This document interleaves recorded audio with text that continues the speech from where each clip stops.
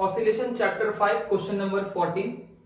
A simple pendulum of length 100 centimeter performs SHL. We have to find the restoring force acting on its bob of mass 50 gram when the displacement from the mean position is 3 centimeter. So आपको यहां से पता होगा कि ये जो left की तरफ एक फोर्स लग रहा होता है दैट इज रिस्टोरिंग फोर्स, और ये जो टोटल डिस्प्लेसमेंट यहाँ पे x बताइए. बट अगर मैं आपसे कहूं कि ये जो इस पोजीशन पे होगा या इस पोजीशन पे होगा, जैसे जैसे उसकी पोजीशन चेंज होती है वैसे उसका रिस्टोरिंग फोर्स भी होता है जो चेंज होते रहता है. वैसे क्या होगा, उसका रिस्टोरिंग फोर्स भी चेंज होते रहेगा जैसे जैसे इसकी पोजीशन बदलती है. सो अब हम पता करने वाले हैं इसी रिस्टोरिंग फोर्स को.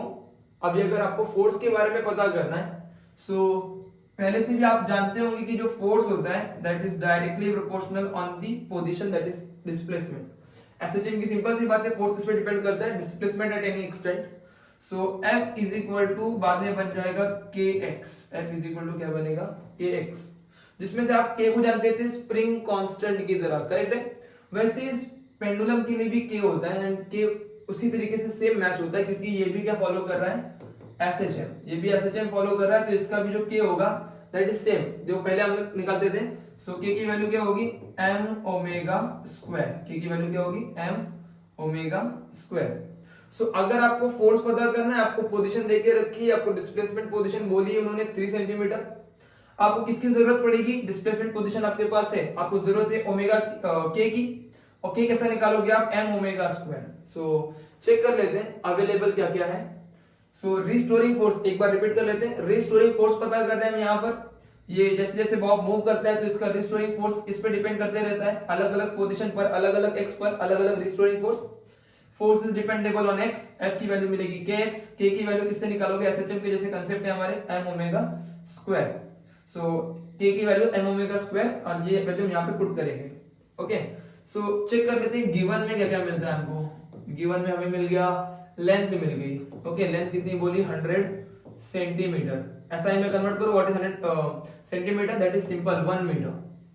एक और मैजिक है यहाँ पे, लेंथ मिली 1 मीटर. इसका मतलब डायरेक्टली क्या, इसका डायरेक्ट मीनिंग है कि ये सेकंड पेंडुलम है. आप समझो इसको, ये 100 सेंटीमीटर क्यों दिया, क्योंकि ये बता रहा है यहाँ पे कि सेकंड पेंडुलम है जो कि 9.8 ग्रेविटी पे 100 सेंटीमीटर यानी 1 मीटर का जो पेंडुलम होता है दैट इज सेकंड पेंडुलम. और उसकी अच्छी बात है कि टाइम पीरियड कितनी होती है, सीधा सीधा डायरेक्ट 2 सेकंड. टैली करने की भी जरूरत नहीं मुझे. ओके, और इसके अलावा जो इस बॉब का मास है, मास की वैल्यू कितनी है, 50 ग्राम्स. मास की वैल्यू कितनी है, 50 grams. That is what, grams को किलोग्राम में कन्वर्ट कराओ, 50 से 1000 से डिवाइड करा लो, आंसर मिलेगा आपको 0.05.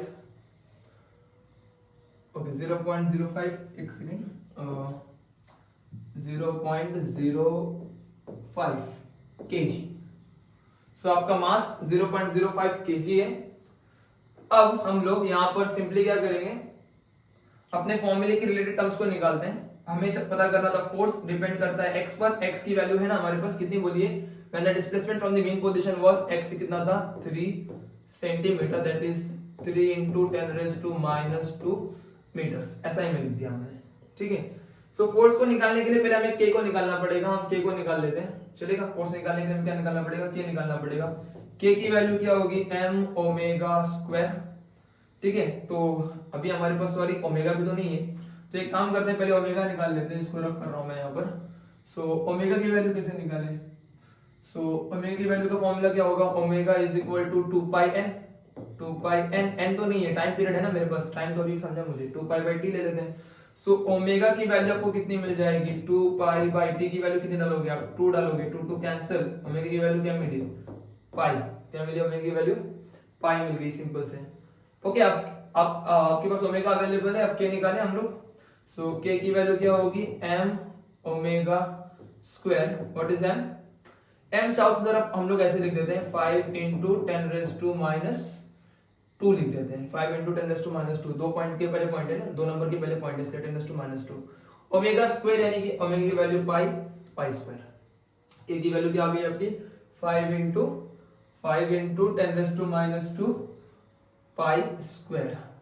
ओके, सो k आ गया आपके पास. अब फाइनली क्या करें, लास्ट पार्ट कंप्लीट करें, फोर्स को निकालें.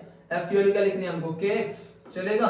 सो f की वैल्यू लिख देते हैं यहाँ पे, therefore force is equal to K X which is equal to K की वैल्यू क्या है 5 इंटू 10⁻⁻² इंटू पाई स्क्वायर।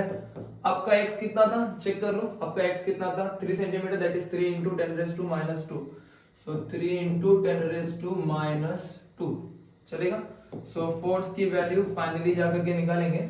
सो 3 इंटू 10⁻² जो है 5 3 ले लेते हैं यहाँ पे 15, पाई स्क्वायर की वैल्यू चेक करेंगे अभी, इनटू इन दोनों की पावर ऐड कर लेते हैं 10⁻⁴।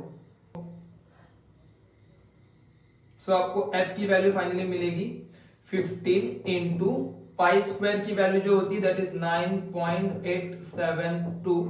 आप पाई स्क्वायर पाई की वैल्यू डालो एक्चुअली दैट इज 3.142, उसका स्क्वायर निकालो एंड वो वैल्यू यहाँ पे डायरेक्टली लॉग टेबल से आप ले लो 9.872 into 10⁻⁴ and then f is equal to, इन दोनों को मल्टीप्लाई करोगे आप लॉग टेबल की हेल्प से तो इसका आंसर अप्रोक्सीमेटली 148 आएगा इंटू व्हाट 10⁻⁴। बुक के आंसर से अगर आपको मैच करना है तो कुछ हद तक आप पॉइंट को 2 पॉइंट्स खर्च करा लो दैट इज 1.48 इंटू 10⁻²। 2 -2 में अंदर मल्टीप्लाई कर दिए, पॉइंट लेफ्ट में शिफ्ट हो गया एंड फाइनली जो फोर्स की वैल्यू थी दैट इज 1.48 इंटू 10⁻² हमें मिल गई।